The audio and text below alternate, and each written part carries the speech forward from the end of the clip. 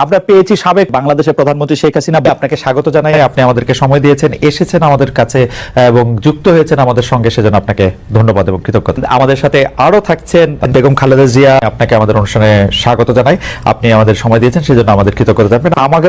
আমরা আসলে অনেকগুলি প্রশ্ন আপনাদের দুজনকেই করতে হবে, সেজন্য আমরা আপা এতদিন ধরে গর্তের ভিতরে থাইকা আপা সমানের দোয়া ইউনিস পড়ছেন বলেই না এমন বিজয়ের দেখা। পলানোর সময় সেই মানুষগুলির কথাও মনে পড়লো না শেখ হাসিনা। আপা আপনার একটু মন্তব্য শুনতে চাই, আপনি আমাদের একটু বলবেন জুলাই অভ্যুত্থানের ফল।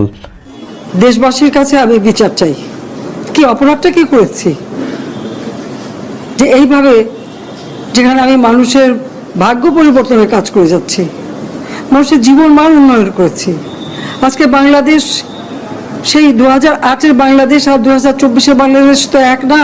বাংলাদেশের মানুষের জীবন মান তো উন্নত হয়েছে, আমাদের অর্থনীতি আজকে কত কত উপরে উঠে গিয়েছিল, এবং এটা মনে হলো যে এটা আর কিছুই না, এটা আমাদের অর্থনীতিকে সম্পূর্ণ পঙ্গু করে দিয়ে বাংলাদেশকে আবার ভিক্ষুকের জাতি করে দেওয়া, এটাই বোধহয় এদের পিছনে ষড়যন্ত্র।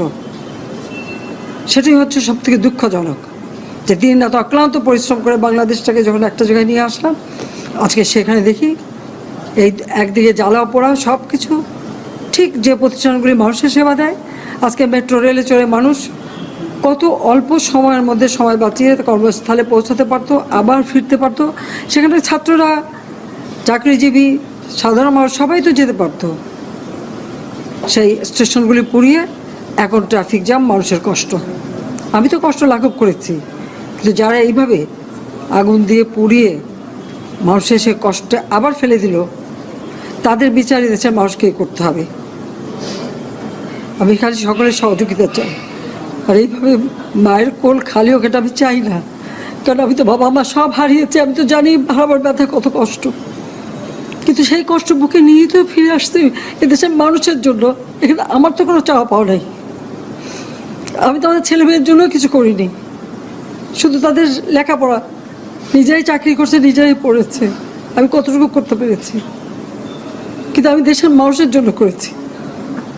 আজকে অন্তত মানুষের ভাত কাপড়ের ব্যবস্থা, চিকিৎসার ব্যবস্থা, তাদের কাজের সংস্থা সবই তো করে দিচ্ছিলাম।